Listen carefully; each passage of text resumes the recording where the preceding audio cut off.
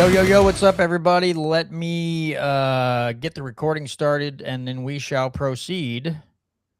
Hold on, let me make sure that I cleared the last episode off. I did not. Let me format the card, and then we'll start the recording, and then we'll get into the Liberty Talk. The Constitution isn't just a document. It's a blueprint for freedom. We're breaking down politics at every level, exposing government overreach, and going where the mainstream media surely won't. Join us in defending individual rights against the bureaucratic tide. You're listening to the Missouri Liberty Report. All right, everybody, and we are back for another edition of the Missouri Liberty Report. Several things have popped up, video clips that I've seen this past week, over the last few days, listening to big fat liars like Mark Levin come out screaming at you because you're not sacrificing like the greatest generation did for World War II. And, the $20 burrito talk and everything else has got me thinking that I'm really sick and tired of being treated like we're all idiots and being talked down to like we're complete idiots. And so I've dredged up several articles, except there's one that doesn't particularly have to do with this topic. But Brandon sent it to me a couple weeks ago or a week or so ago, and we didn't get to it. So it's the first one I want to cover because it's, again, the Republicans. I guess it does kind of lend to the title, Brandon. They're treating us like we're stupid. The Republicans want you to think that there are bots from Russia or China or whoever, and they're convincing the people that to be anti-data centers. But Brandon found this article, and Brandon, if you want to read it, I'll pull it up on screen here real quick so the audience can look at it as we're going through this. This does come from the Missouri Times. Let me expand my screen out here, and then come on. But Brandon, if you want to read this, I don't know if you want to read from your screen or mine, whatever's easier. Yeah, I'll just read from the screen. Okay. Missourians have every right to question data center projects. They have every right to question developers, local officials, utility companies, and tax incentives. What they should not have to accept is anonymous propaganda disguised as grassroots activism. Over the past several months, a growing number of Facebook pages have appeared online promoting anti-data center content. Many claim to represent ordinary Missourians, farmers, or local residents. Yet, in many cases, the people supposedly featured in the content are never identified, the stories cannot be verified, and the pages themselves provide little information about who is actually behind them. One example is a Facebook page calling itself Missouri Life. With Americana-inspired posts about the best of rural Missouri, the page seems harmless, if not patriotic, and has been shared by political activists, rural teachers, and others who love everything about rural Missouri. A closer look raises serious questions. The page regularly publishes posts depicting unnamed farmers supposedly standing up against data center projects. Many of the images appear to be AI generated. The farmers are never identified. The communities are often vague. In some cases, the posts discuss projects that do not appear to exist at all. The stories are fake, but shared by several of the 21,000 that have followed the page. The result is content that feels less like social media and more like manufactured outrage. Readers are asked to trust dramatic claims without being provided basic information such as names, locations, public records, zoning applications, or other evidence. In many instances, a quick search proved that the vague information shared on the post was describing something that just did not happen. If a local farmer is leading a fight against a development project, who is that farmer? Where is the project located? What company is involved? What local government is considering approval? Those are basic questions, yet many of the posts never answer them. Instead, there's AI-generated graphics and maps of the state that are so disfigured that no one would ever be able to walk on the boot heel like that. There is no doubt that data centers have become a strategic economic and national security issue. Artificial intelligence, cloud computing, and advanced manufacturing all rely on digital infrastructure. Even the opponents of data centers, including this Facebook page, use their computing power.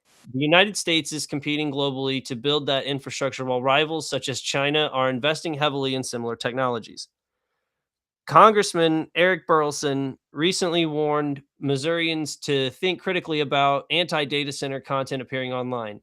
China absolutely wants you to hate them, Burleson posted. They know the future runs on AI and data centers, and they want the edge. Vernon County activist Cynthia Haggard recently echoed that concern, noting that local leaders are organizing tours of data centers because there is no such misinformation out there. And sadly, social media, there is so much misinformation out there. And sadly, social media is the perfect vehicle for spreading propaganda. To be clear, there is currently no public evidence proving that Missouri Life or any specific anti data center page is operated by a foreign government. However, the warning highlights an important reality. Anonymous online campaigns deserve scrutiny, especially when they seek to influence public opinion on major economic and technology issues. Missourians should always ask who is speaking, what evidence supports the claim, and what interests may be involved. Anonymous Facebook pages pushing AI-generated stories and unnamed sources have something else entirely. The next time one shows up in your feed, ask a simple question. Who's really behind it? So, yeah, I got a kick out of that. Why can I not just close that out like that? Thank you. Here's the funny thing to me, Brandon. Okay, let me start by saying this. It is true that you should verify sources of information and see that they are true.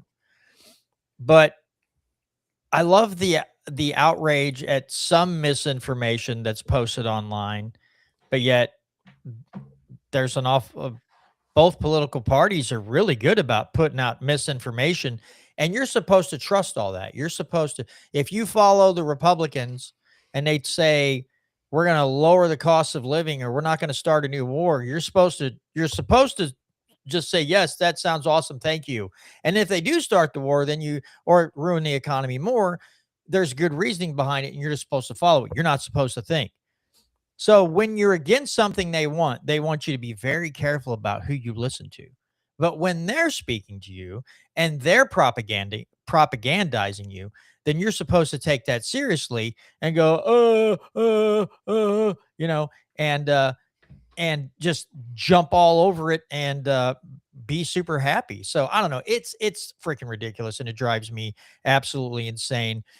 This I don't know, this fake the fake horror of something, and it's like, yeah, but you guys are turning around and trying to make them seem like every data center is the most awesome thing that's ever been created by mankind, and then we have to be scared of China. And it's like, there's an awful lot of Chinese propaganda rolling around in Missouri lately, and I'm supposed to do that. And it's good to see Catherine on the live chat. She says, "Commie checking in." So good evening to you, comrade Catherine.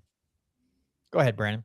Oh, no, I mean, you pretty much nailed my main thoughts of this on the end, is that of course, like, we don't have any evidence to prove who it is, but this is definitely something China would be thinking about.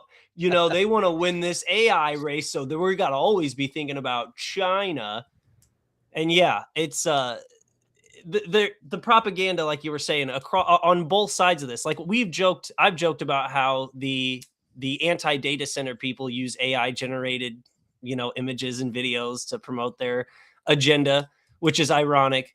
But then, like you were saying, you've got these politicians who come in and they're like, we're putting billions and billions of dollars worth of computer on the middle of some farmland, and it couldn't be better. Like, what's so great about it? All the tax revenue? No, but they're computers. They're just big computers sitting on farmland. Isn't that awesome? And you're like, wait, are they going to be paying taxes? No, not for a decade. It's like, or 15 years, okay, maybe even. Yeah. I mean, there's a good, honest conversation we had about like even in the article, credit to it. It's like, yeah, there's an honest conversation to be had about, the tax incentives, the resource usage, but really trust your sources because it could be China, said Rep. Eric Burleson. Yeah, again, this is one of those times they want to put out a puff piece, or they just want to get you inflamed. And again, they always have to shove the Chinese threat into their messaging. And unfortunately, that works on some people, but it is fortunate though, because here's one bright spot. So they can say, well, yeah, they talk about this farmer who's fighting the data center on farmland. And so, like, this is your fake post because you can't prove this. You can't prove that these things have happened, or it seems fabricated. But you know what? You can't fabricate that when this topic comes up at a city hall, a city meeting, right? You got the alderman, the mayor, the administrator, maybe the attorney there.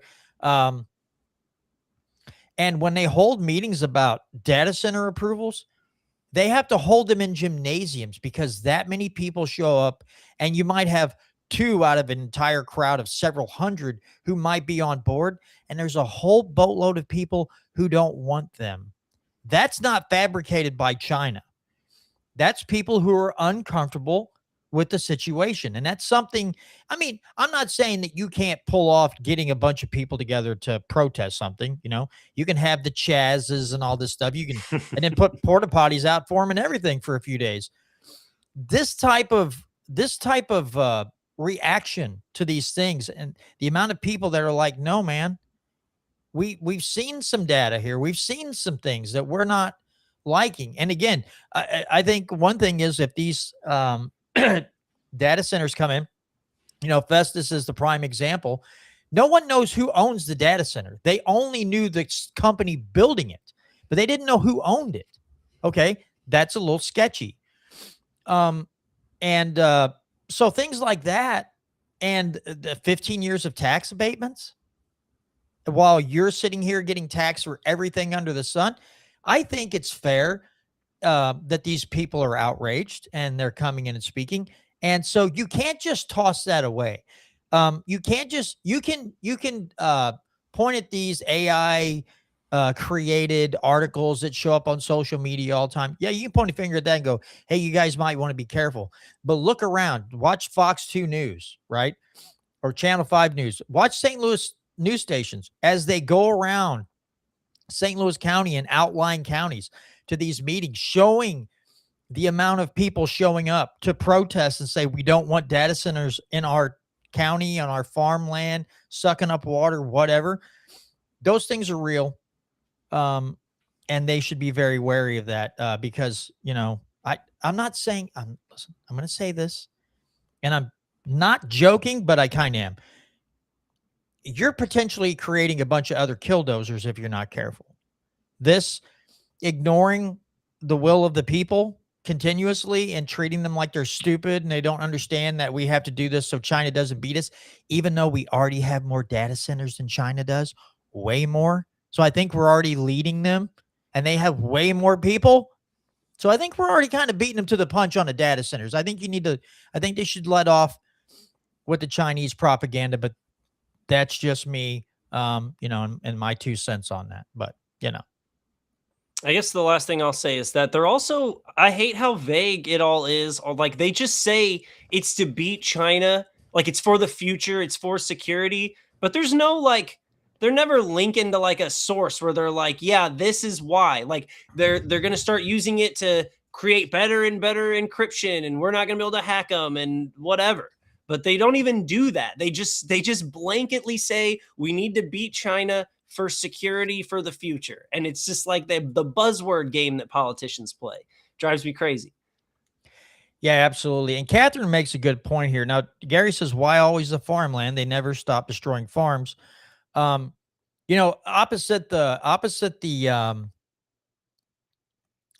data centers, the last couple big floods we've had, for whatever reason, there were levees around Cairo, Illinois, a very small town.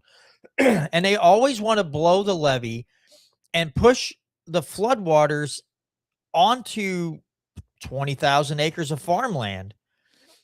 And it's like, what is so important in Cairo, Illinois, that you would destroy and possibly take years before you could refarm that land, that you would flood thousands of acres of farmland and protect Cairo.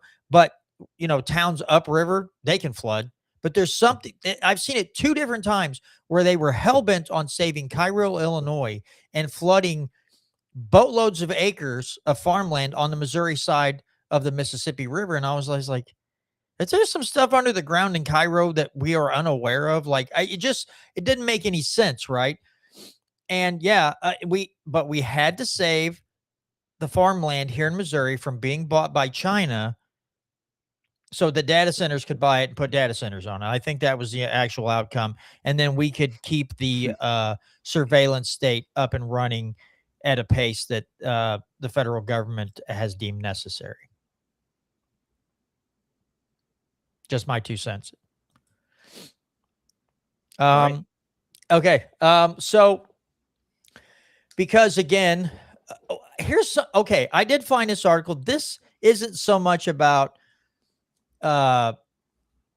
saying that we're stupid or government treating us like we're stupid, but we've covered, I don't know, it was a year or 2 ago, Brandon, we covered Bill Eigel's fundraising thing where he was kind of under some scrutiny. And then I found another article at the Missouri Times, again, and I'll read this one. And I'm like, is this an old article? And then I read it and I'm like, this is not an old article, but it's a little bit odd. So let me read this one for you here. Again, this comes from the Missouri Times, and this was from July 31st. So it says, as Bill Eigel campaigns for St. Charles County executive, his fundraising operation is once again under scrutiny following a Missouri Ethics Commission consent order finding probable cause that his former gubernatorial campaign violated state campaign finance law. The commission found Eigel's campaign improperly reported duplicate contributions and accepted anonymous contribution in excess of Missouri law. Under the consent order, Eigel and his former campaign committee agreed to a $2,000 civil penalty, which may be reduced to $200 if no further campaign finance violations occur within the next 2 years. Eigel signed the agreement on July 17th, and the commission approved the order July 22nd. The Ethics Commission action is the latest in a series of questions that have arisen over Eigel's fundraising practices in recent years. During Eigel's 2024 campaign for governor, President Donald Trump's presidential campaign sent a cease and desist letter to BillPAC, a political action committee supporting Eigel and his fundraising vendor. The Trump campaign alleged fundraising solicitations used Trump's name and likeness without authorization while encouraging supporters to stand with Trump. According to the letter, donors were led to believe they were supporting Trump's campaign when contributions instead went to BillPAC. Eigel responded at the time by saying any issues involved organizations outside of his campaign while reiterating his support for Trump. The issue resurfaced after Eigel entered the race for St. Charles County executive. Investigative reporting examined recurring donations made by out-of-state contributors, including Russell Wood, a 92-year-old Korean War veteran from Nebraska. Wood told reporters he believed he'd made a one-time contribution supporting conservative causes before discovering he'd made dozens of recurring donations totaling more than $1,000 to Eigel's political committees. He also said he had never heard of Eigel and had never been to St. Charles County. The reporting also found that more than 140 contributors who had made recurring donations during Eigel's gubernatorial campaign continued making contributions to his county executive campaign. Campaign finance reports showed that most of Eigel's itemized donors were from outside Missouri, with only a small number residing in St. Charles County. During an interview with journalist Mark Maxwell, Eigel said Wood's contributions had been refunded. However, a review of Missouri Ethics Commission campaign finance reports by the Missouri Times did not identify a reported refund to Wood. The recurring donation issue also prompted action in Jeff City. State Rep. Jim Murphy introduced legislation prohibiting campaigns from enrolling contributors in recurring donations without affirmative consent and requiring political solicitations to clearly identify who is receiving campaign contributions. Murphy said the legislation was introduced following reports on recurring donations made to Eigel's campaign. The measure was approved by the General Assembly and later signed into law by Governor Mike Kehoe. According to the consent order, the MEC found Eigel's campaign reported 268 itemized contributions on its April 2023 quarterly report, including 113 duplicate contribution entries. The duplicate entries were removed through an amended report filed in July 2024. The commission also found the campaign reported receiving $21,369.72 in anonymous contributions on its July 2023 quarterly report. Those anonymous contributions were later removed through an amended report filed in January of 2025. The consent order states the commission found probable cause to believe Eigel and his campaign violated Missouri campaign finance reporting law before the parties agreed to resolve the matter through the settlement. Under the agreement, Eigel and his campaign committee must comply with Missouri campaign finance laws going forward, and any additional violations within 2 years could trigger payment of the full civic penalty. The Ethics Commission ruling marks the latest instance in which Eigel's fundraising operation has come under scrutiny, following previous disputes involving fundraising solicitations, recurring online donations, and legislative efforts to regulate those practices.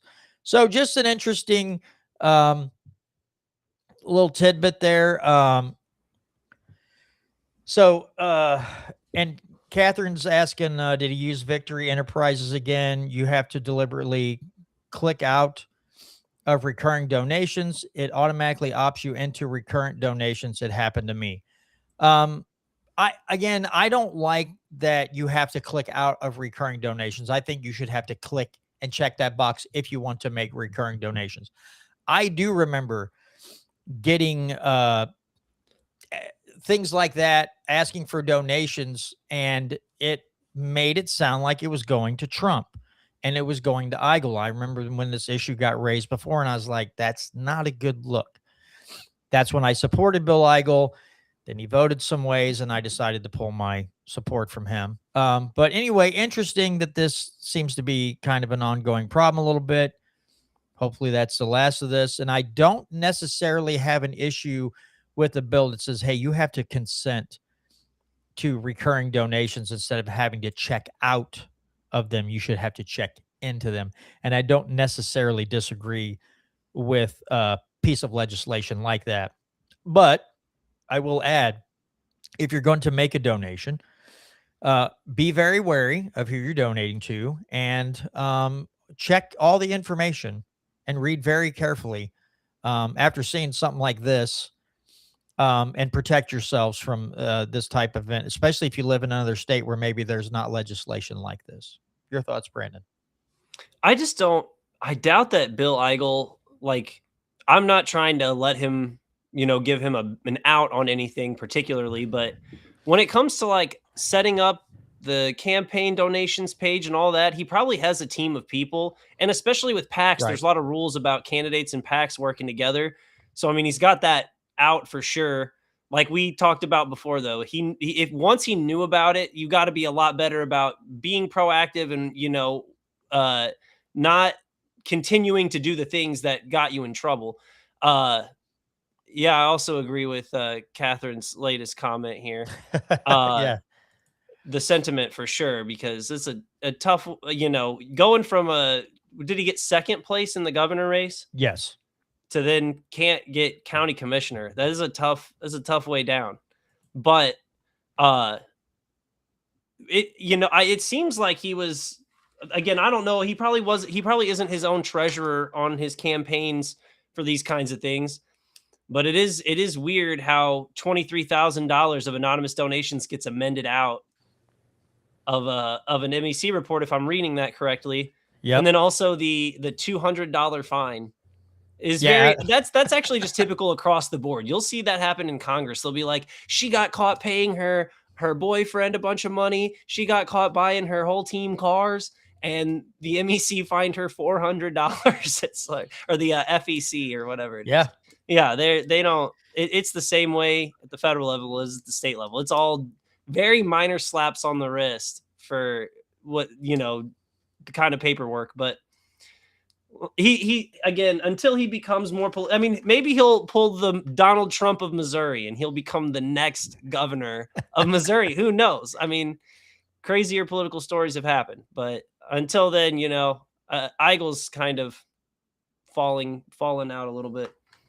I will say this, you know, I'd probably give him a pass in the first instance, but I would think after the first time you'd be like, listen, I need to see this and I need to make sure this is legit when you go the second go around. If you're getting hit the second go around, it's like, all right, dude, what are you doing? Like, you've been popped once. You're still having issues. Like, you should be jumping all over this and saying, we got to get this figured out. That's my 2 cents on that. But I think I would be like, how the heck did this happen? This can't happen again. We need to do better. And there's still problems with amended stuff. And you're like, dude, what do we like? If that's the case, whoever I'm hiring is instantly fired. Like, you're done. Like, I can't, you know, it's a bad mark on your name. And you're like, I'm trying to run for an elected position and I'm getting hammered here. So I know that some people don't like it when you beat up on their grassroots guy a little bit, but I'm just reading stories here. We're not saying he's guilty of anything. It just looks funky. Okay. That's all we're trying to say here. It looks a little funny. Okay. So on to the next one. This is a video from Colion Noir. We're going to get back into flock cameras. I've got a couple articles here. I want to play this video from this gentleman here. Let me bring it up. Oh, look at that. It's going to share the audio and everything. Let me play this video for you, and then we'll get into an article. I don't need that up on the screen anymore. There we go. Not aimed at the street, aimed at the driveway, close enough to read every plate that pulls in. And if you want to know where a list like that ends up, CNN already reported on a cop in Milwaukee who answered that for us. I'll get there, but first, watch this. So I decided to go to the gun range today, you know, like an American, and tell me why there are flock cameras pointing into the entrance of the parking lot, not the street, into the entrance so they can read every license plate that comes in here. Yeah, no, I love this. I'm sure there's no ulterior motive behind this either. I come out to the range and this is what I find. There are freaking flock cameras at the gun range. This is the entrance to the gun range. So they got you coming in. They also got you going out. All right, so this doesn't shock me. Like a lot of things government oriented, I've got a love-hate relationship with flock cameras, and honestly, it's a lot more hate than love. But a bunch of flock cameras pointed at the entrance and the parking lot of a gun range is above and beyond suspicious as hell. And you can see where it goes, right? You got a plate, and it's not hard to attach an identity to the plate, and then there's just sitting there watching how many times that same car pulls into the range. Somebody shows up more than whoever's looking at the screen sees fit, and now there's a soft database of gun owners nobody ever had to pass a bill to create. Now, somebody's going to tell you to relax, that the data only gets used to solve crime. Last week, CNN published a report on police misusing these camera networks. Not hackers, officers with logins. One of the cases came out of Milwaukee where Internal Affairs opened an investigation into one of their own. According to the criminal complaint, quote, he secretly used Flock to learn the location of his romantic partner 124 times. Bruh, if you have to do all that, let the relationship go. But that's the problem right there. Power corrupts, and absolute power corrupts absolutely. It's one thing to use the system to help somebody solve a crime. It's another thing when a dude sits at a terminal and pries into somebody's personal life because he can. Now, hand that same access to somebody who's decided gun owners are the problem. And they'll always cloak it in safety, law, and order, keeping people safe. I'm not saying those are lies. I'm saying let's not act like nobody noticed the extra benefit of knowing who owns guns and how often they show up to practice. Because as long as the government is in existence, it's going to look at gun owners as a potential threat. That's the whole point of the Second Amendment. So next time you're at the range, ask who owns the camera at the entrance, how long the footage sits on the server, and who they hand it to. If nobody behind the counter knows, that's your answer. Registration used to take paperwork and a signature. Now all it takes is a pole, a lens, in your driveway. Now, full breakdowns in the description section along with the link to this awesome hack. All right, so there's that. And, you know, there's so much to be said there. Again, we know that there are businesses like Lowe's, some big grocery store chains. They're also buying the flock cameras for their parking lots, I guess, in case of theft. That's up to the business. I don't know why you'd want to be in business with a company like that, but that's their business, not mine. But when they're all over every street, all over the place, or if they're not owned, if it's just a gun range that you happen to be a member of and they're not putting the flock cameras up, and you have a county or a city putting flock cameras up at these gun ranges or gun stores, that's a problem. And again, treating you like you're an idiot. What possible reason could you have for having these at the gun range? In case two people have a shootout at the OK Corral? Highly doubtful. And, I guess another part of this is they say, well, there's no microphones on there. Also BS. Because they're also putting those microphones that are there to detect gunshots. So they can, they can find an area where there's a gunshot and then they can send law enforcement out there. These things keep piling up and keep adding up. And it sounds an awful like what we were told about the Patriot Act in its inception.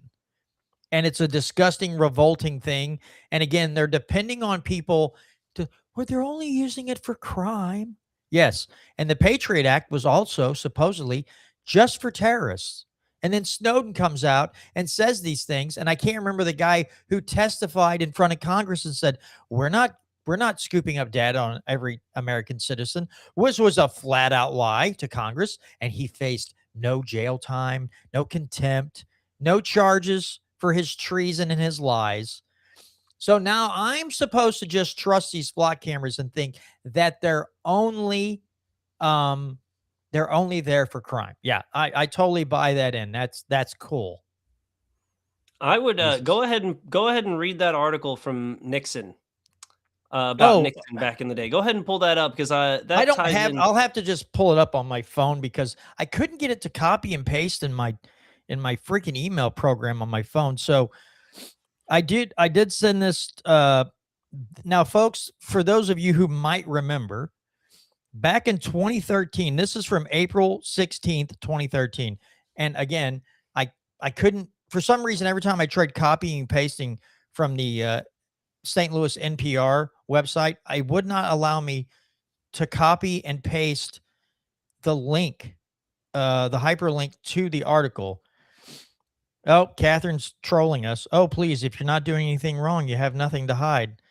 I'll just point it at my camera so I'm not making up this article. But it says retaining of concealed carry documents to end. The Missouri Department of Revenue will cease scanning source documents for concealed carry weapon applicants, also known as CCWs. This news comes a day after the resignation of now former Department of Revenue Director Brian Long. In a statement released Tuesday, Governor Jay Nixon says scanning and retaining concealed carry certificates are not essential to the integrity of the license issuance process. And it says that basically 160,000 Missourians who have a concealed carry permit, that information was sent to the federal government. I remember when this story broke too, that there was a third party based out of Atlanta, Georgia, also getting all the names of concealed carry weapons licenses from folks here in Missouri. But it is funny. So I know that Governor Nixon at that time was very, very upset. He thought this was just a politicized thing and the Republicans were doing something because they had a Medicaid thing going on and they were fighting about that and they were trying to get that fixed. And the Republicans were too busy complaining about the CCW licenses information, 160,000 people's names being passed along to the federal government. And after a big hoopla, he decided to cease that because that wasn't necessary for the integrity of the issue or the licensing process. And it's like, come on. This all had to do with Real ID. And then this hit So people, folks, this was 13 years ago that we had a Democrat governor, the ones that the Democrats laud is one being about pro rights and privacy, and you can do what you want. Yeah, the person the guy they love to brag on sold you out. Also, I found another article today that because of a law, like a 10-year-old plus federal law in the books, Missouri and Kansas can sell your personal data to attorneys' offices, bill collectors, and a various amounts of other types of agencies. Kansas raked in like a few $100,000. Missouri collected $129,000 over a period of a few years by selling your personal data to these different types of systems or types of companies or whatever. So your data isn't just up for sale by big tech. Some states are using this. Somebody might request that they sell your data to an attorney's office, a bill collector, something like that. And so just let you know, there's that trust. Trust us, trust me, bro. Like the Amendment 5 and Amendment 4. Just trust us, bro. That mentality's been with us longer than we'd like to think, I believe. I like the classic. It reminds me of when Pam Bondi was testifying, and she was like, "Guys, the Dow is at 50,000. Oh, Jesus! How can you guys even talk about Epstein when the Dow's at 50,000? We should all be popping champagne." And he's like, "We've got this Medicaid bill. I don't know how you guys could possibly even focus about anything else politically. How could you put your mind and attention on anything other than Medicaid expansion at a time like this? I know we're forking over a lot of state data right over to the federal government, but how can you not? But we've got this other thing here that's so much more important."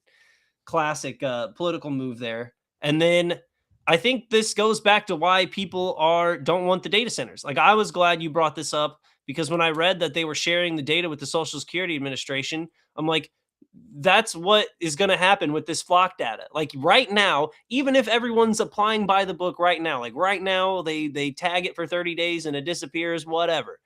Eventually, they're going to take that and expand it. Like, you'll have the cameras and people are going to say, well, we have all these cameras all over town. What else can we do with them? And the state was making $100,000 selling your data. What if they can make $1 million selling your data? Then they'll do it, because that's more tax dollars for them to spend. And the people in Jeff City feel more important. And so, I mean, we've got a clear track record of government lying, government tracking you, government selling your data, and now they want to put cameras everywhere. Should be a clear and obvious, get rid of those. I'm not saying cut them down. I'm not saying that. Wink. Totally unrelated. There's this other story in Minnesota. Some guy in some town cut down six poles. Yeah, I want to pull this up. But speaking of popping champagne, if I may, real quick here, let me share this, and then we'll go right to this. Oh, wait a minute. Let me pause it. I want to turn the sound on. Because back-to-back champion of the District 2 Libertarian primary for U.S. Congress. Let's go, baby! All right, so there was that. I really got a kick out of that video, by the way, Brandon. That was well done, sir. Oh, I saw it the other day, and I was like, that's good. And I was like, as soon as you said popping champagne, I was like, I have to bring up that video real quick, because that was good. I liked it. That was quite creative. All right, so let me pull up this. Really? We're going to do this? Okay, there we go. And Brandon, if you want to read this off, I'll come on screen. There we Minnesota could face a $40,000 bill after all 8 police license plate cameras disappeared. Winona, Minnesota is missing all 8 of its automatic license plate readers after someone appears to have cut down the poles and taken the cameras. The disappearance has angered police and revived arguments over surveillance, privacy, and the public cost of replacing damaged equipment. What happened? The cameras are part of what known as Flock license plate reader system, a type of technology that has become increasingly common and controversial in communities across the United States. Winona Police Department announced the problem in a Facebook press release, saying that all 8 of our city's Flock cameras were missing. Police say they first realized something was wrong on the night of August 1st when the officers saw that there had been no camera activity. After that, officers went out to the camera sites. Officers subsequently checked the various locations where the Flock cameras were placed and found that the poles were cut down near the base, the release said. Officers located the poles nearby in the weeds, but the cameras had been removed. Police said that the cameras still had not been found as of August 4th. The department estimated that replacing the 8 cameras and their poles could cost about $24,000 and another $16,000 potentially owed to the company service fees per Futurism. Online, many reactions showed little sympathy. In the comments under the department's Facebook post, one person joked, whoever you're suspecting was actually on a fishing trip with me between July 29th and August 1st.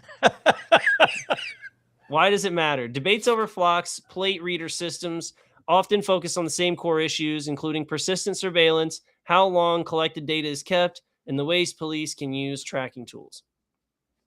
For residents and privacy advocates, these cameras represent a loss of anonymity in everyday life, regardless of what they're doing. The episode also showed how distrust can deepen when new technologies arriving faster than the public consensus can form. If residents feel their concerns are being ignored, frustrations can harden into backlash rather than productive oversight. All right. So yeah, that you know what? I don't know how many times I've seen an article where it's just like one gets cut down and people will beg to be on the jury so they can find this person not guilty without even hearing the facts. Like they've already got their mind made up. Catherine says, I may or may not have watched videos of the best types of saws to use for cutting down cameras and perhaps what to spray on your license plates. I can't help what shows up on my Instagram feed. Absolutely. Same. Totally unrelated. I just want to bring up jury nullification, what that is and why it's important. Dude, totally unrelated. But if you feel that the crime or the punishment is not justified, you should vote not guilty. Absolutely. To any crime or punishment, not relating to Flock cameras and cutting them down at all. Yeah, Gary makes a good point because it's definitely tracking for child sex trafficking when you have these Flock cameras at a gun range. Surely that's where sex traffickers love to go, where a bunch of armed people are at. Sure. Cool. But yeah, it's I'm sorry.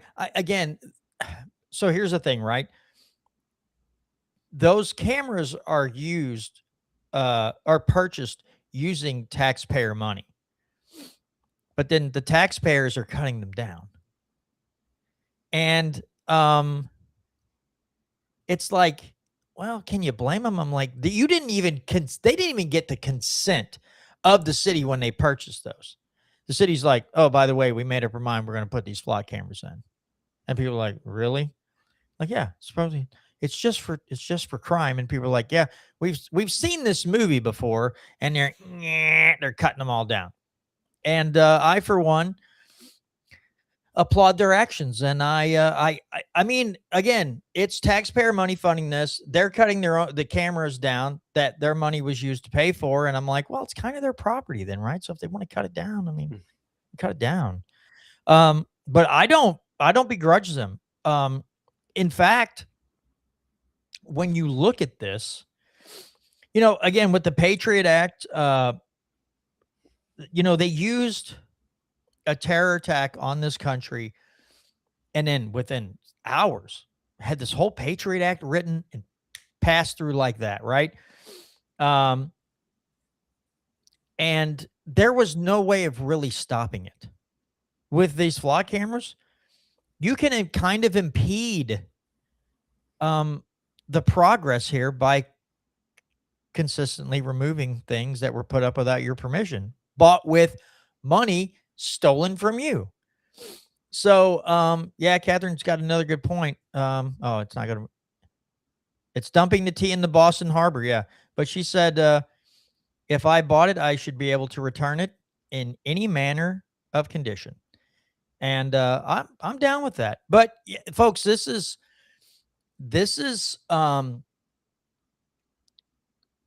we've gotten to a point where an awful lot of even elected city officials won't listen to the people that elected them, who pay their salaries. It's just consistent from the federal government all the way down to your local government. You have an awful lot of people who forget who will put them into office. Yeah. Catherine says St. Charles County.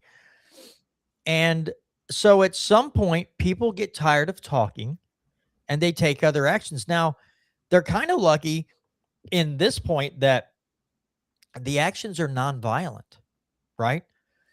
Because depending on what the topic is, what the situation is, if you pin people in, sometimes you get a reaction that's not so civilized. So this is still rather civilized. And again, the people paid for these LPRs.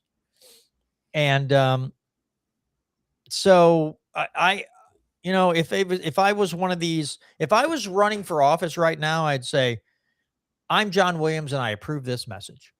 You know, I would just show flock cameras being cut down everywhere, running for office and going, I'm John Williams and I approve this message. And they're like, you're just showing cut off poles. Like, yeah, that used to be where a flock camera was.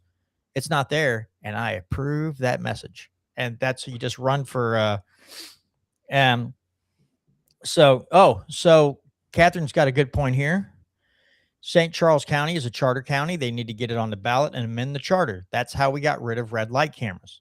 Yeah. So there is an option, right? You get the people together. They decide these are not allowed in St. Charles County. We want them gone. And you can do it through the ballot box. That's great. Credit where credit's due. Bill Eigel was the only person True. In the county executive on the debate stage to say that he did not support the flock cameras. Well, I guess Jason Law he doesn't like the brand. He wants a different brand, but he supports the ALPR system. And then Ellman, who ended up winning, well, I guess he didn't win re-election yet. He won his primary. He's almost certainly a lock. He's pro flock camera. But Yeah, so Jake- we'll see. Didn't Jake Jackson post that he had a kind of a not so good interaction when he was passing around petitions outside a polling place and to get rid of flock cameras by Liberty High School? And someone, let me see if I can find that post, because he did not have a good interaction with somebody at a polling place. See if I can find this. It shouldn't. Yeah, take that was too a long. while back. It was That's just like a yeah. week or so ago. Oh, well, then never mind. I thought this was like earlier on in the campaign. No, this was oh man, I'm just gonna take me a while. Go ahead, Brandon, while I search for Oh, I this. was just going to Sorry. say on the debate stage that they had, I think it was the KSDK one that Mark Maxwell Mhm. was the moderator for. I think they all supported flock cameras. Or no. Ellman was in support of flock cameras. So it wouldn't shock me that he had a bad interaction with someone who doesn't like flock cameras. Good Lord, how long? I know it wasn't that long ago that I saw this, because I've seen it pop up in my feed a couple times, but I'm trying to. But yeah, it was right around election time when he had an interaction with someone, and this gentleman was really not happy. Okay. So yeah, this comes from J Law. This campaign volunteer was apparently screaming at Jake for collecting signatures, and he was also screaming at people who were signing the petition to get rid of him. Let me see. I'll just show you the photo here real quick. But he is up in Jake's grill. But this again, this person worked for Jason Law's campaign, and he was quite adamant that he shouldn't be out there doing that type of thing. So yeah, apparently Jason Law's volunteer was highly upset with that whole thing. Let's see. What'd she say? I heard Joe Brazil is against him. He's on the county council. He helped us get rid of red light cameras by making a bill to put it on the ballot, and we convinced the council to put it on the ballot. Very nice. And see, and I'm absolutely fine with that. But you get an awful lot of county councils and city councils who won't listen. And then that's when you get cut down flock cameras. And again, they're still being civilized. They're being civilized. They're not being violent. You know, a lot of us have seen the older gentleman who's holding up a cardboard sign. He's sitting in front of a flock camera, and he's just holding up the cardboard sign, blocking it. He sat there all day and held the sign up high enough where it blocked the flock camera all day long. Stuff like that's great. You're making a point. There's no violence, but you're showing your disdain and dissent for an ever-growing surveillance state, and I think that's a beautiful thing. But again, they want to treat us like idiots because we don't trust them. But you know, Colin Noir had the one thing from CNN, but I have seen multiple stories of law enforcement officers abusing the flock cameras, tracking where their family members are going, tracking their lovers, their wives, their spouse, you know, their kids. They're pulling up these cameras and tracking family members as they drive across the town. It is ripe for abuse. And when you have a system like that, where again, here, I don't know how you feel about this, Brandon, but they're like, well, you know, we could just do some oversight. Who's the overseers? And how, you know, there's so many things that you have to do to perfect this, to know that it's being used for what it's being used for. And I just don't have that type of trust in a government agency or a city council or whatever, or whoever it is, to be like, I feel perfectly 100% on board with this. And my federal government would never send money to these cities to help them tie into them and have more oversight. Because I think that's what the feds want. I think the state governments and federal governments, they want oversight. They just want more control of the flock cameras is what they want. So they'll probably love it, the outcry of this. The only problem is those same people that are dissenting against the flock cameras have to remember, just because the party that you voted for is in office and they might have the majority in Congress and they might have the White House, doesn't mean that you go ahead and give them the oversight of these systems. Because what happens when the other party gets in? Well, I mean, the party that's in office right now promised a lot of non-governmental, no government intervention, and on and on and on. And we got what we have now. So I would say you don't trust the political party if they decide they want more oversight on these. The only thing that you should be saying is, like Thomas Massey's bill, you put flock cameras in your county, your city, you don't get federal funding. That's the kind of stuff I'm on board with. But what I don't want to see is somebody coming out trying to look like a genius saying they want more federal oversight in these things. So we'll make sure, wink, wink, nudge, nudge, know what I mean? Know what I mean? We'll take care of it for you. That's where you have to be scared. Or just even if they're like, you're going to hear a lot of, well, we investigated ourselves and we found no wrongdoing. Yeah. So yeah, if every level higher, from the local to the state to the federal, giving them more oversight is just giving them more power and control over the flock camera itself and the data behind it. Not a good idea. I mean, that's part of what we tried to pass with the SEPA bill, was keeping, local and state information about firearm users out of the federal government's hands in those types of investigations. And I feel like that sentiment needs to now be passed on to this flock cameras. Like, it should be, they should be like, okay, if we're going to have these, it should be a crime to do anything wrong with that data right now. Not these like, oh, well, right now we've got, like, there should be hard line. At the bare minimum right now, we should be working on like hard line, sell this data, you're in big trouble. Yeah. And that's the thing. It's like, and then actually cracking down if someone breaks the law. And that's that's the hardest part, actually getting the crackdown um, of it. That's the most worrisome part, because we've had people out there before swearing up and down that they were good, solid folks, and then turn around and they'll disappoint you. A lot of them find a way to disappoint you. There are a couple few that avoid that, but there are an awful lot of people out there who talk a good game and will disappoint the hell out of you when it comes right down to it and you really need them the most. Um, all right, so before I start this next video from a big fat liar and Mr. Israel backer, I want to talk. I don't want to. So this whole $20 burrito thing has come up, and people are like, it shouldn't cost $20 for burrito. Okay. Well, if you order from Chipotle and have DoorDash bring it to you, it's going to cost $20, bro. Okay. Now, and so that's where I think the information kind of got lost, or the argument lost its real meaning. And to me, the meaning is inflation's still terrible. Food prices and gasoline price, everything's high right now. And the problem is they just want us to sit down and shut up or say, get a job, loser. And it's like, bro, I mean, it must be nice to be elected officials that are, they go in worth nothing, come out worth hundreds of millions or billions of dollars, because they don't have to worry about it.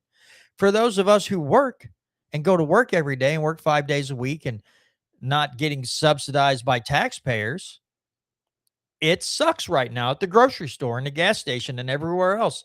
And I don't think we should sit down and shut up. And I don't think that, I just don't like the fact that, I guess I should say this. People are out there like, how are these Democratic socialists gaining so much traction?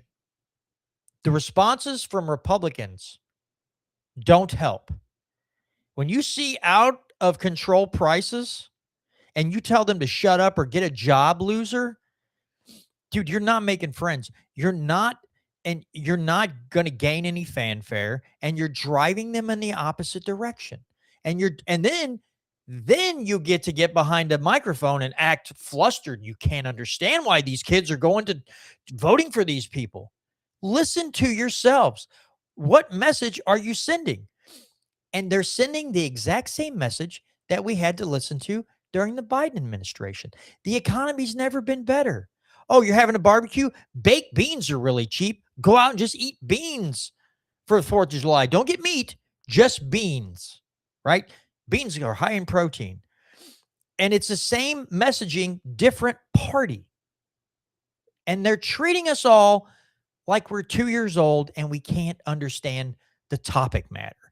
And that's the most infuriating part. Brandon, your input, whatever you want to say here, give us your 2 cents, and then I'll play the big fat liars video here. Again, not just based on the statistics that I have seen on this particular issue, the cost of food and the average wage, the median income, the average wage per hour, even on the lower income basis, seems to be relatively in line. It's when you add in things like healthcare and housing.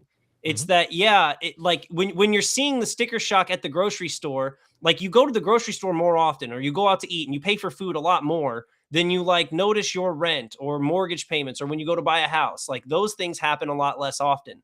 So people are noticing inflation a lot more at the grocery store and when you buy smaller things. But the large commodities where young people are really falling behind, that's where inflation's killing us. Like the average price of a house, super, super high, way outpaced wage growth over the last 10 or 15 years. And then you've got no one wanting to sell. And so it just seems like, for the young generation, that's the inflation is killing us about getting ahead. Like we're seeing the price, and like I feel like it's getting conflated in a way at the grocery store, but like it's the overall. And like you were saying, people conflate that with capitalism. Like, people conflate the government pumping a bunch of money into our economy, protecting the price of housing, letting the insurance companies write the laws on healthcare. Like, that's like the crippling amount of spending in debt is what's killing the young generation. And so that's where I feel like the conversation needs to go, is just the overall talk of inflation. Because I feel like I said, what we're noticing is the price of food, but where we're feeling it is everywhere. No, you're absolutely right. You're absolutely right. It is a compounding thing. It's just when the rents increase because we've got an artificially high housing market. The prices are artificially high, which means your real estate taxes, your personal property taxes are higher, which is going to drive up rent. And then you're doing stupid things in the Middle East and you're causing increased oil prices and gas prices. And then you go to pay for groceries and you're like, holy crap, every time I turn around to pay a bill, I'm getting absolutely hammered. And it starts wearing on people. The unfortunate nature of this is that people start looking to others who are going to offer them empty promises. And because they don't understand how even basic economics work, people like Mamdani are going to spend millions of dollars to make 5 city-run grocery stores that are subsidized with the taxes that they're paying you. Because notice, they don't offer any way of lowering taxes for those people. What they'll do is they'll steal that money, they'll move it over to the grocery stores, they'll subsidize it. And when those grocery stores lose money, they'll have to subsidize them more and keep stealing money, and they'll steal it from someone to get it. But these democratic socialists, they don't offer a way of limiting government or taking less of your money. They just create another welfare program. So your taxes aren't going to go down. You just think you're getting a handout. But all they're doing is taking the money out of your back pocket and then bringing it back around and flashing it in front of your eyes, and you think they're giving you money. No, they stole your money, and then they stole it out of your wallet, out of your back pocket, and then shoved it in your front pack and go, ta-da, like they're David Blaine. And it's like, no, there's no magic there. The magic is theft, and the magic in their system is the manipulation. And folks, this is what the socialists have been waiting for. They've been in the universities talking about how bad capitalism is. When we don't operate in a capitalist society, we operate in a crony capitalism type of system. So we're not even operating under true capitalism. They just wait for these situations, and then they come out like cockroaches. And so between the dumbed down education that the kids get in schools and at the universities across the country, you hit these financial times like we're seeing right now, and it's a breeding ground for central planners to come out of the woodwork and give you empty promises that aren't going to solve the underlying issue, which is that governments can't stop spending your freaking money. They can't stop printing it. They can't stop spending it. They can't stop their foreign interventionist wars. They can't stop any of it. And so you're just supposed to be a host for the parasite to continually feed on until they've drawn all the lifeblood out of you and you just give up. And it is a horrifying thing. Brandon, anything else to add before I bring up Big Fat Liar here? Well, just kind of that it ties in, Big Fat Liar, because when you've got, some people will be like, yeah, I consider myself, like, I'll hear Republicans talk economics, talk about certain things, and I'll like what they have to say, but then they support like the worst warmongering policies, and then they enact the worst warmongering policies. And some people are so turned off and fed up with that style that they'll go vote for anything else. So I think part of the reason that you're seeing a rise in like not just socialism, but like all wings of the Democrat Party are becoming more popular. It's got to do in part because this war's unpopular. It's making the cost of gas higher. It's making the cost of groceries higher. And people are feeling the war super hard right now, and they're super like it has resulted in nothing, like none of the stated goals. And so people are reactionarily just, pendulum swing or whatever you want to call it. They're just moving over from right to left because they cannot stand the war. And so, because they're being fed propaganda by guys like Mark Levin. And that, that's the important part there, right? When you're told no new wars and then you go to war, you're going to push a lot of people away who voted for the no more wars crowd. And the neocons got their way anyway. Do you think that a bunch of these people who were adamantly no more wars before the election are going to stick by you because you have a certain name?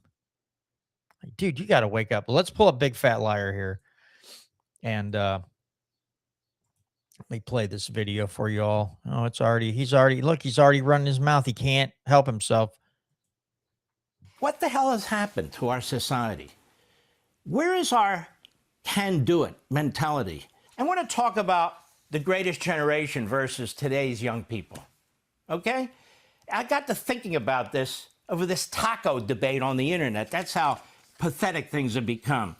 The greatest generation endured the severe economic scarcity of the Great Depression during their youth, followed by massive global combat and home front mobilization during World War II. Over 16 million Americans served in the military, facing intense physical danger, hundreds of thousands of casualties, strict civilian rationing of food, gas, and clothing.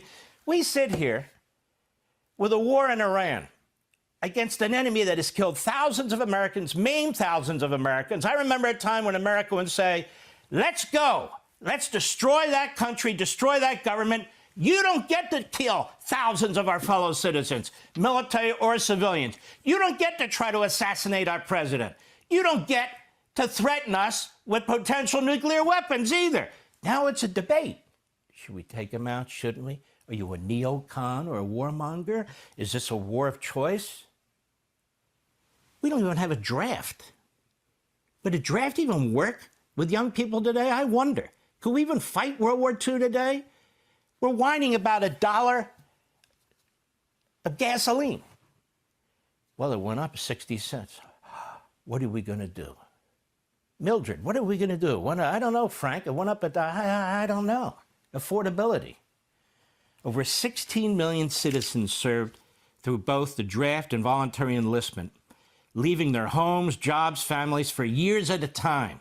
One hellhole they went into after another, including members of my family.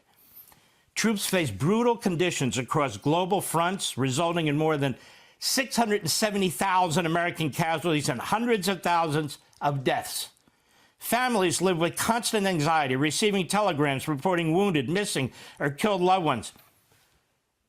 The vast majority of us are utterly unaffected personally, our families, by what's going on in Iran with our troops.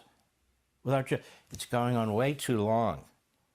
Way too long. You know, the price of gasoline and the price of a taco now, it's just crazy. You know, this has gone on long enough. Are we going to the movies tonight? I don't know. Should we see a play? I don't know. Is football on TV yet? I don't know. But this has gone on way too long. You understand.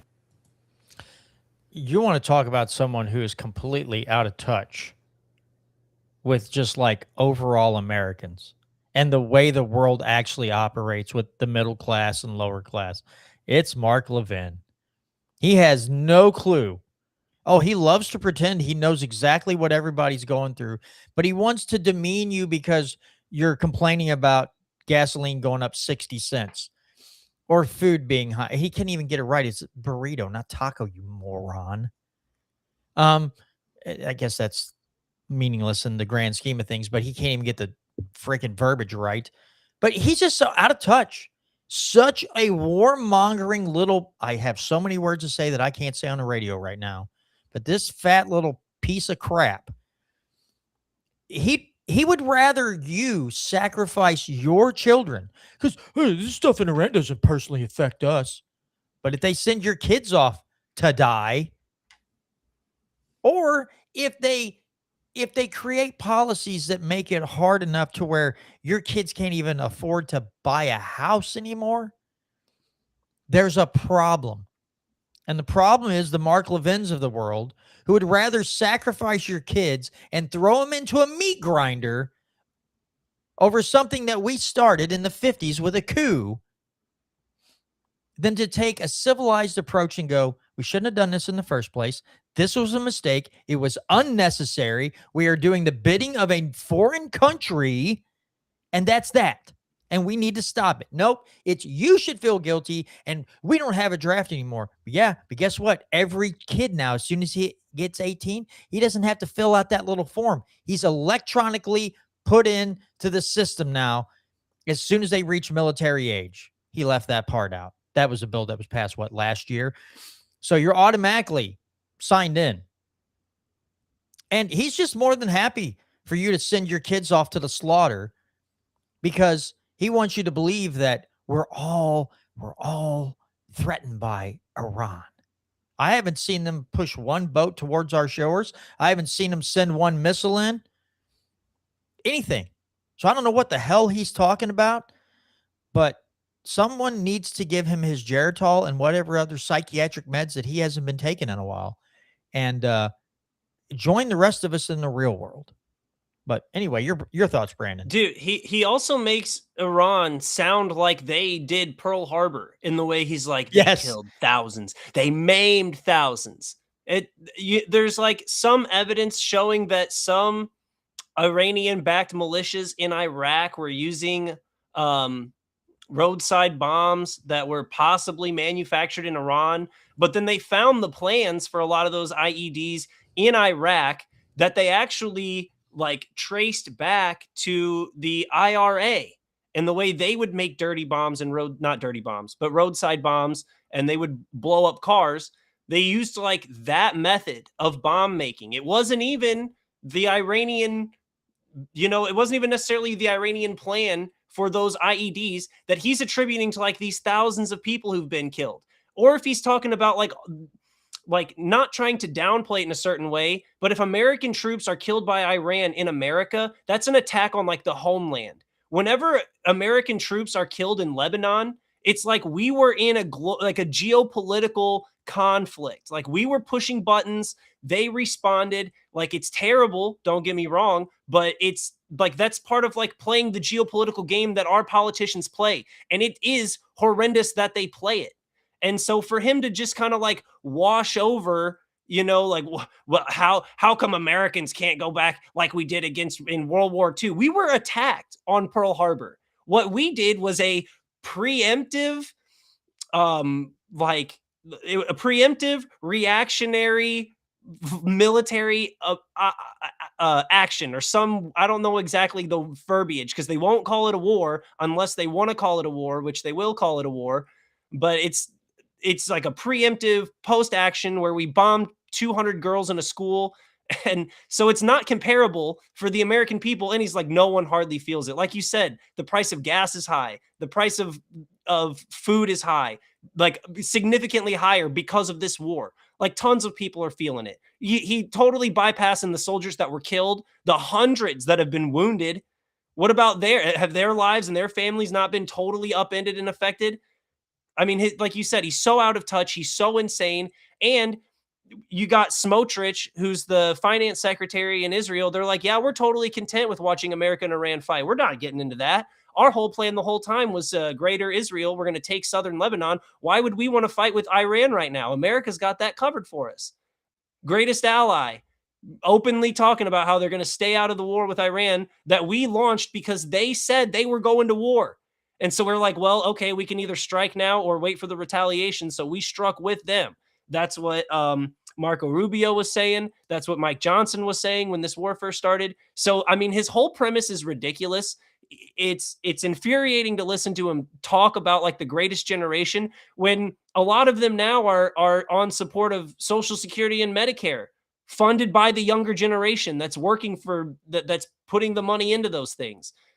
that's a whole, in a way, it's a whole nother discussion there. But my point still stands is that those people who he's like, oh, the young generation just likes to complain. The older generation's getting, payments and healthcare funded by the government that's funded by the taxpayers. And even if we're not funding it, we're being saddled with all of the debt from it either way. And so, it's a totally just like, he's just one of the most infuriating people on Fox News, which is a room full of infuriating people. Let's not forget the parallels here too, right? World War I. Americans didn't want to go in. We kind of sent the Lusitania in there. It got attacked, triggered an action. We go to war in Europe. And Woodrow Wilson put people in jail for talking smack about the war. World War II comes along. The hangover from World War I is still there. The American people don't want to go to war. Woodrow Wilson and FDR say we're not getting into the war. But then we antagonize Japan to the point where they attack us. I'm not saying what Japan did is okay, but they act like it was unprovoked. It was provoked. And FDR didn't like you talking smack about the war. Now we're at this age. Now we're in this era. We have the Iranian war. And what do? We have people pushing bills to not talk smack about Israel. These cycles repeat themselves because people keep falling for the narrative. Except back then, we weren't drug into war at the behest of another country. We might have incited an action so we had an excuse to get into that war, or antagonized a country until they attacked us and then we went to war. And now we just go to war at the behest of someone else. And then you get states passing laws, anti-Semitism laws.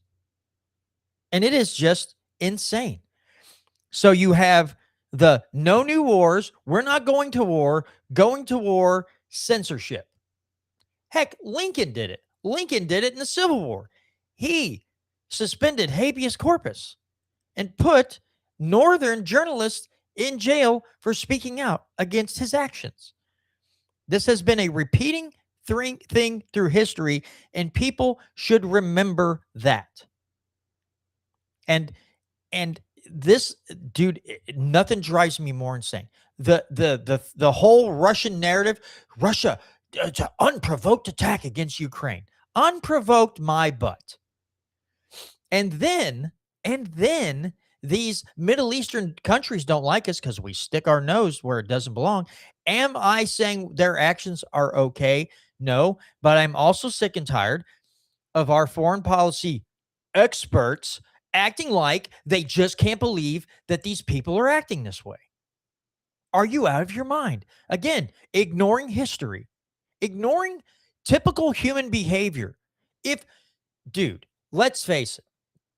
If a military of a country landed on our shores, going through towns, attacking and killing people, they would create a bunch of enemies. And what would their media call us?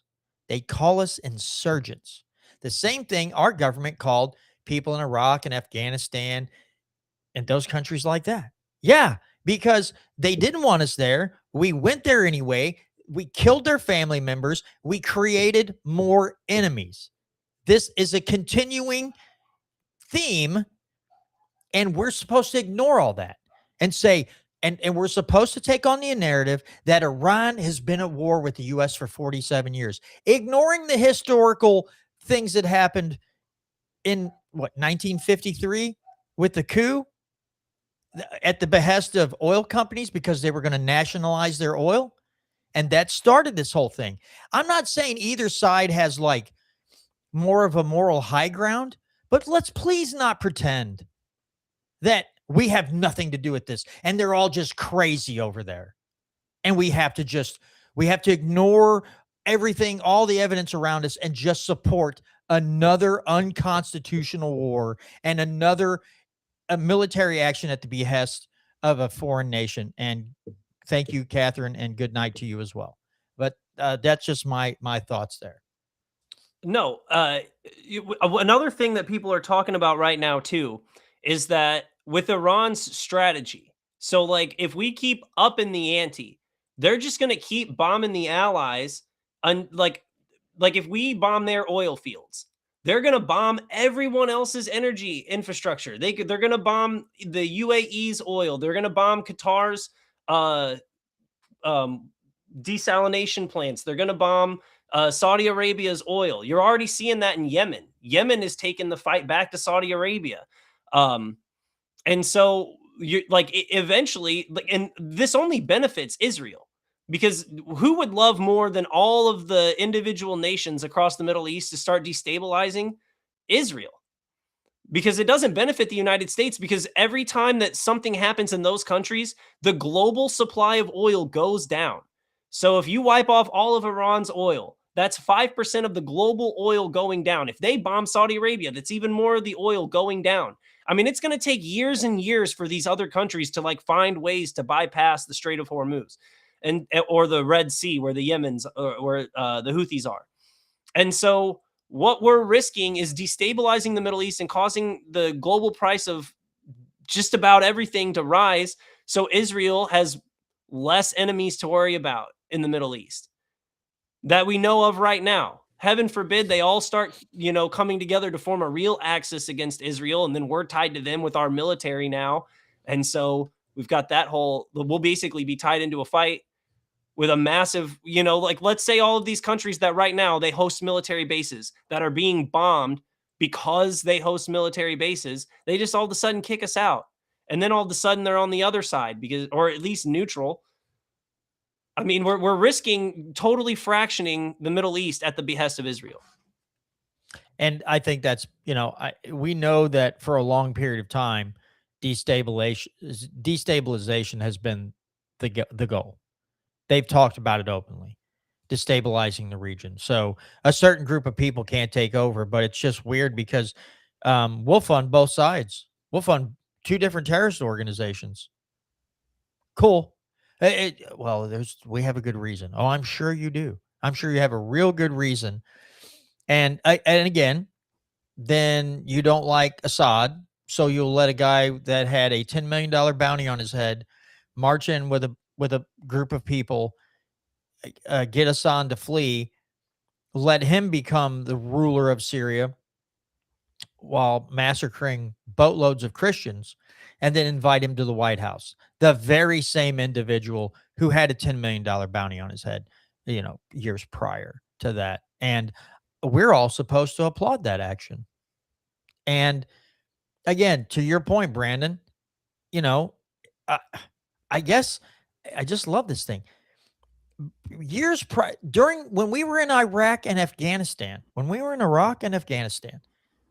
and there were talks about going into Iran,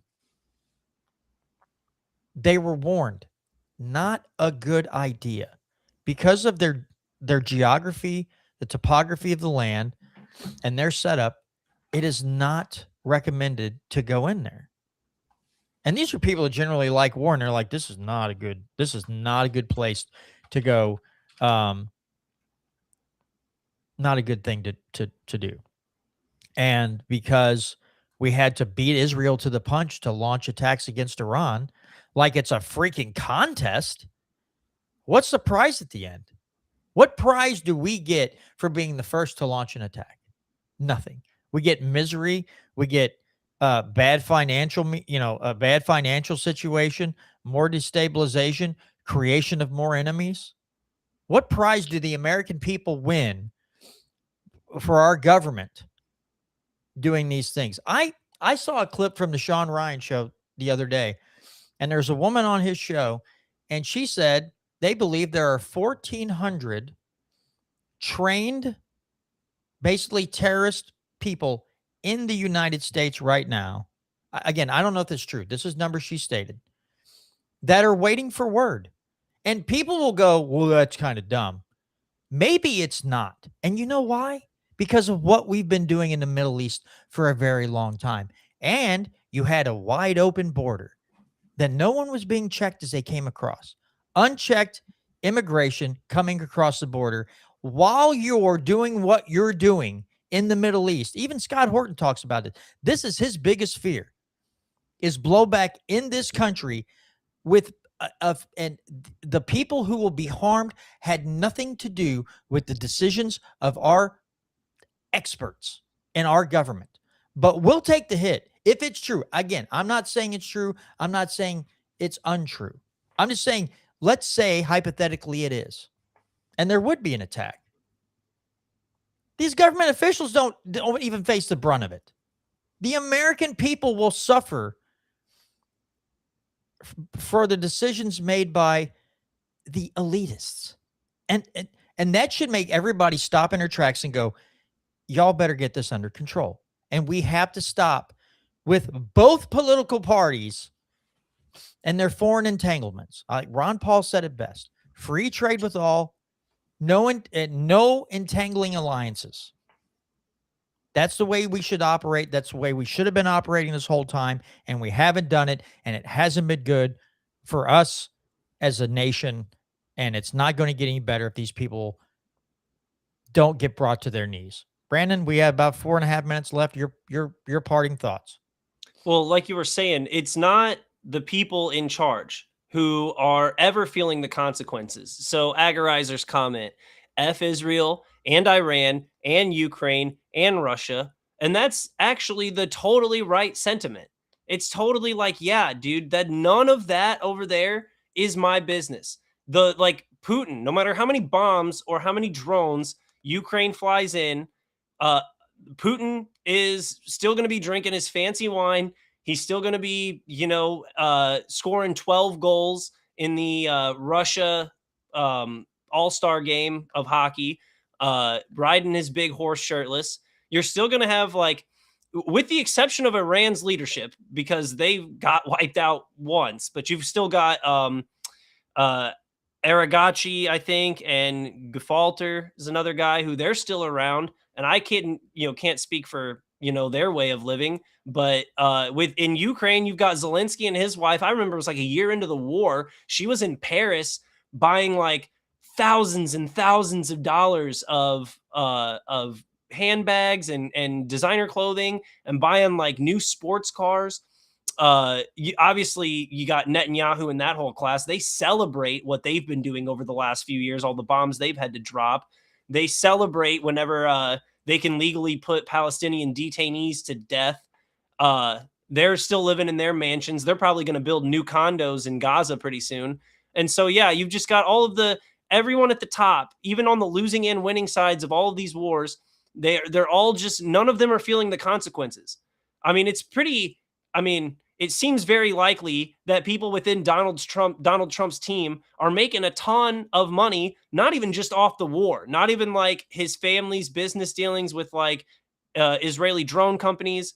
You're talking about like him announcing that he's going to war or the war's ending and that affecting the stock market and somebody making $500,000, $1 million, $10 million off of these oil trades based on like 2 minutes before he tweets out on Truth Social that he is going to bombing more or he isn't bombing more, like the clear market manipulation that Trump does. And so, yeah, the people at the top making the decisions, they never feel the consequences. They reap all the benefits of winning and losing war at the expense of the people.